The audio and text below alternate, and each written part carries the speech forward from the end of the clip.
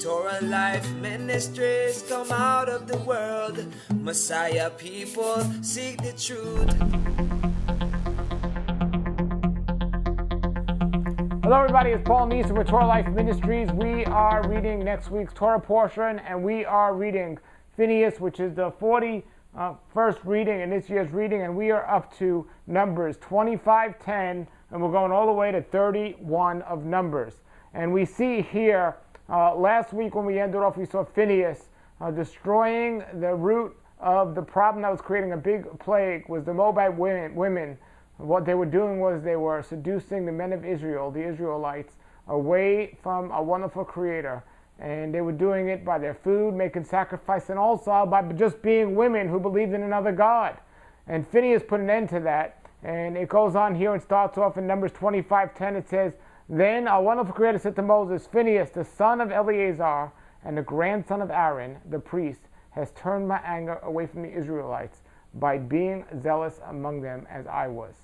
So a lot of people think the Bible is just, it's a book of love and it's all about love. No, there's anger written all over it. When you follow and please our Creator by being obedient, He is so thrilled. But when you disobey and even worse, create abominations that go directly against His word and seduce other people to do so, or even deceive other people to do so, His anger blazes. It says even, "So I stopped destroying all Israel as I intended to do in my zealous anger."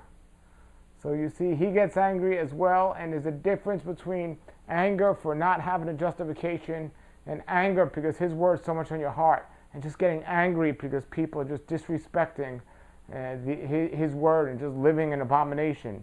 It says, "Now tell him that I am making my special covenant of peace with him. In this covenant I gave him and his descendants a permanent right to the priesthood for his zeal for me, his creator. He has purified the people of Israel by making them right with me." So we see Phineas being in the priestly line to begin with. Now he has a covenant of peace that's given to him and the future line as well. It goes on to tell the story about exactly who the people were that Phineas killed to destroy this. And it says, "The Israelite man killed with the Midianite woman was named Zamar, son of Zau, the leader of the family from the tribe of Simon." So he was from that tribe.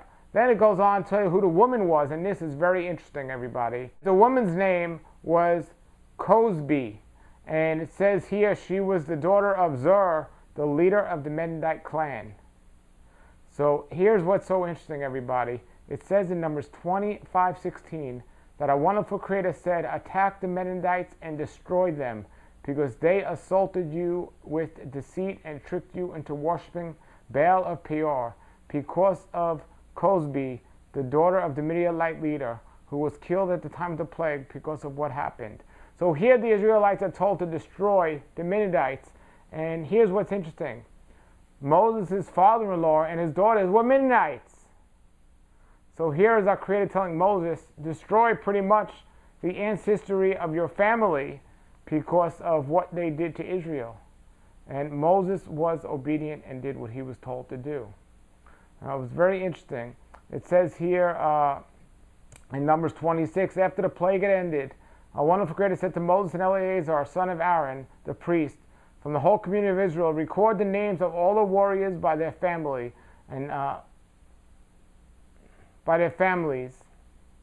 Of all the warriors by their families, list all the men 20 years of older, and they are to be able to go to war. So basically, they took a census of all the different tribes and all the people that were recorded, of all the people over 20 years old, and that's what they were instructed to do. And then after that, he's told in Numbers 26:51, in the summary of the registered troops of Israel, he goes, the number was 601,730. Then our Creator said to Moses, divide the land among the tribes and distribute grants of land in proportion to the tribes' populations as indicated by the number of names on a list. Give larger tribes more land and the smaller tribes less land, each group receiving a grant portion of size to its population. You must also assign the land by a lot. each given a land to his ancestral tribe according to the number of names on a list. Each grant of land must be assigned by a lot, larger or smaller among their troops, per size of their tribe. But we go to 27, and we see there was a fellow named Epilopad who had daughters. He didn't have any sons. So according to what Moses was telling the people, there would be no land distributed for them. But their daughters came, and this is actually interesting because it says their daughters' names were Mela, Noah, Hagla, Milcah, and Tisra. And it's interesting because my daughter's name is Noah. Some people don't realize that there's a woman in the Bible named Noah. It says that their father was a descendant of Galeed. So these women stood before Moses and said, look, we need some inheritance as well because we are just sisters. And Moses brought the case before our wonderful Creator, and our Creator said they are correct in what they're saying. And he gave them instructions of what to give them in the land.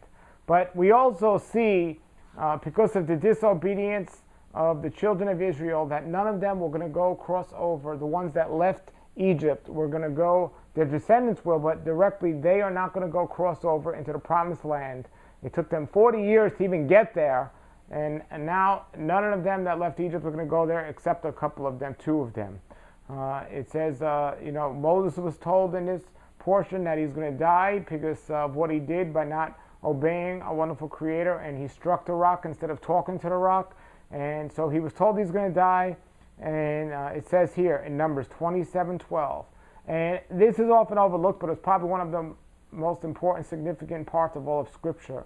And it says, Joshua is chosen to lead Israel. One day our Creator said to Moses, climb one of the mountains east of the river and look out over the land I have given the people Israel. So Moses now actually saw the promised land. But it says, after you have seen it, you will die like your brother Aaron, for both rebelled against my instructions in the wilderness. And that was basically it. So now Moses was told to look at the land, and it's going to be over. But with Moses being their leader, who was to take over? Who was next? And again, Joshua was the one that was voted. It says, then in Numbers 27:15, Moses said to a wonderful Creator, you are the God that gives breath to all creatures. Please appoint a new man as a leader for the community and give someone who will guide them wherever they go and lead them into battle. So this, Israel was like Moses' family. They were, and they were like all his sons. And a father dies, he wants somebody to be able to take over, maybe the oldest brother or somebody who understands and could prepare and protect the family. And a wonderful Creator answers him and says, take Joshua, son of Nun, who has the Spirit in him, and lay your hands on him. Present him to Eleazar, the priest, before the whole community, and publicly commission him to lead the people. So we see here that Joshua was the one that was chosen to lead the children into the promised land. So now we get into some of the really interesting stuff here, because I've spoken so much about the set apart pointed times of our wonderful Creator and how they're so important to follow. We must follow them. And here we look at chapter 28 of Numbers, where it talks about those appointed times. Because our Creator says there's a time for every purpose under the heavens. And here in Numbers 28, our wonderful Creator said to Moses, give an order to the people of Israel. Tell them you are to take care to offer me at the proper time food. So there's a time for food, a proper time for food. And it's the time of the daily burnt offerings. That's when it was the time for the food. And the children of Israel ate after the daily burnt offerings, which was the 3rd and 9th hour of daylight. And if you look at, from a health standpoint, the ideal times for digestion to eat our foods according to the organs of our body are the 3rd and 9th hour of daylight. It's pretty amazing. And people today are eating at times that we were not designed to eat. They're living at times that go against our Creator's timepiece, His clock. And they're doing things at night when they should be sleeping, and sleeping in the day when they should be doing things. And they're getting away from His design. Well, it says here in the final of this week's reading, it says in Numbers 29:39, you are to offer these to your Creator at your designated times, in addition to your vows and voluntary offerings. And I just want to let people know there are times to do things. And according to our Creator, there are times each week to rest. There are times each month to celebrate the new moons. There are times each year to celebrate the appointed feast. And there are times on a daily basis when we should be resting and when we should be eating and working. The scriptures are a perfect guide. We just got to dig deep into the instructions of our Creator and look into them. And we are coming down to the children about to enter the promised land, and Joshua is going to lead them into the promised land. But we see here an amazing life of Moses, and he got to see the promised land, but he never actually got to get into the promised land. And he wasn't selfish and said, oh, after all I've done, this is how you repay me. No, he accepted it, and he was more concerned about the children of Israel and them finishing their goal than his own life. And he just said, please appoint somebody that can finish the job. And that's all I ask. And that's all he asked. And that was shows his heart and shows why he was the man he was. And that's the heart we all need. We need a heart that's not going to be focused on our own desires, but the ultimate goal. Please choose people out there, or make disciples out there of people that are going to go on to continue to spread the good news of Messiah. So everybody, if you have any comments or questions, post them below the video. That's this next week's Coming Torah portion. Until then, everybody, thank you and have a great week, and shalom, shalom.